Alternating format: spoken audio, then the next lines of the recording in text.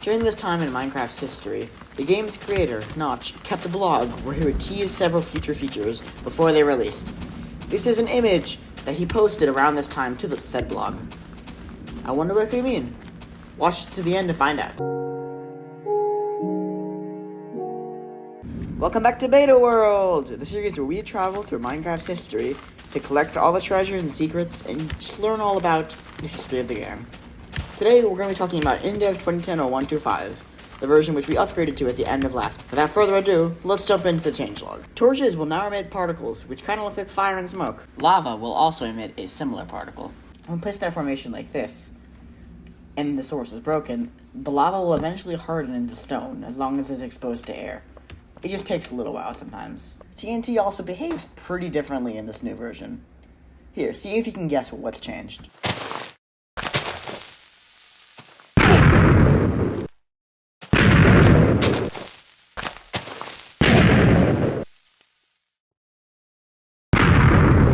Longer and no longer does damage to entities, but most interestingly of all, there's a new blinking animation on the TNT. If you boot up a new world in this version and look inside the blocks chest, you'll notice it's smaller. That's because some of the blocks have been moved to the new cloth chest, which has all the cloth in it. Drowning damage has also changed. Here's a side-by-side comparison.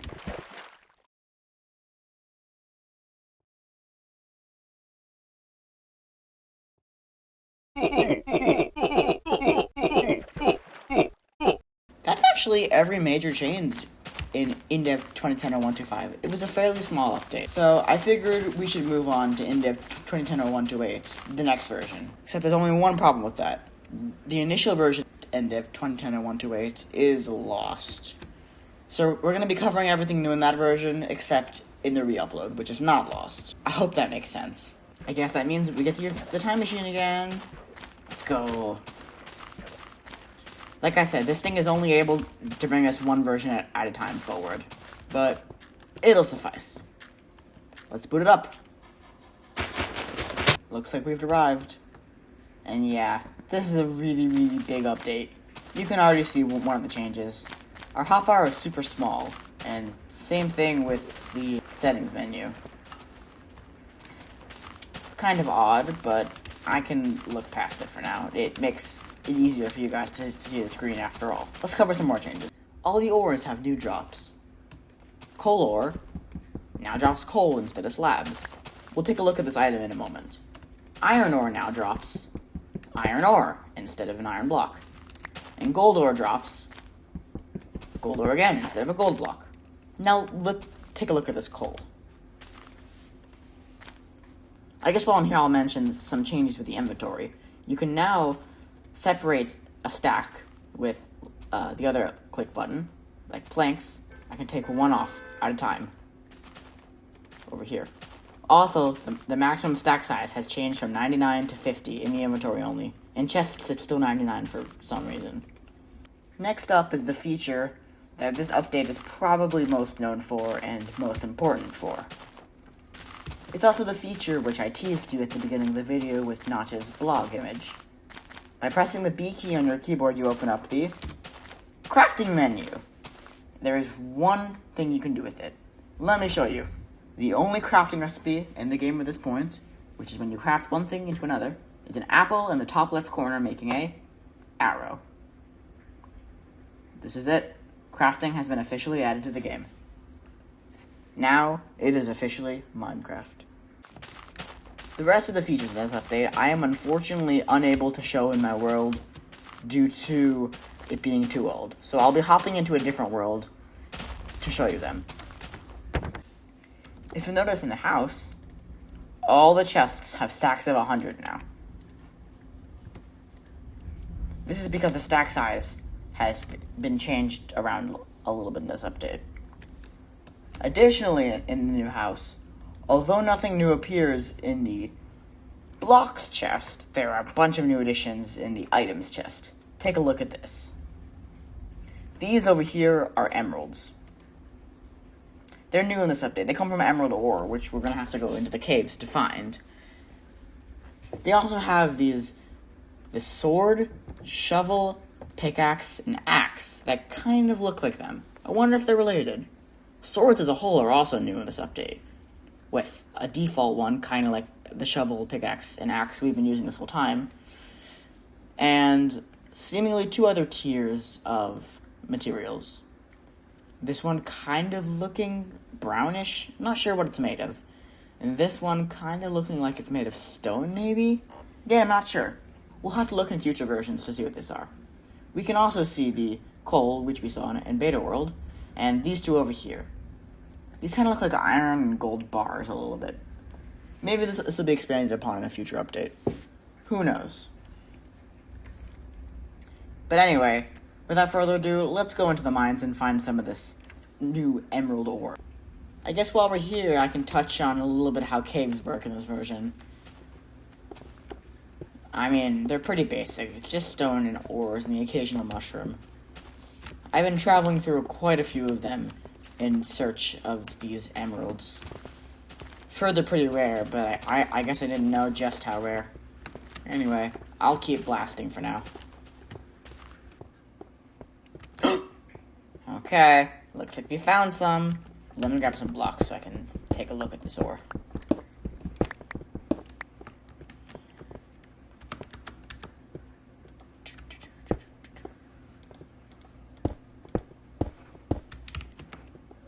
And I can make that jump. Okay. Let's just mine over. Okay. We got some emeralds at our disposal. It's awfully big vein of emeralds, but let's mine one, see what it drops. Just as I expected, an emerald. The emerald ore dropped an emerald.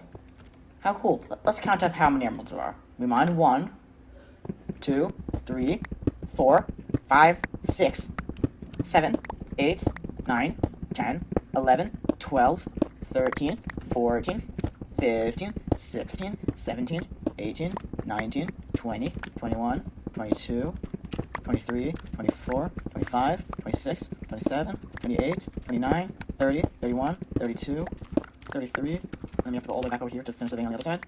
34, 35, 35! 35 emeralds in this vein. And some of them dropped more than 1, as you might have seen, and we ended up with 66 total. It's quite a big bang for your buck. Now you see, even that is not all the features available in this update that are new. You see, 2 new blocks have been added into the game, except they're only obtainable using inventory editors. So I'm going to walk you through how to use an inventory editor, and then we're going to take a look at these new blocks.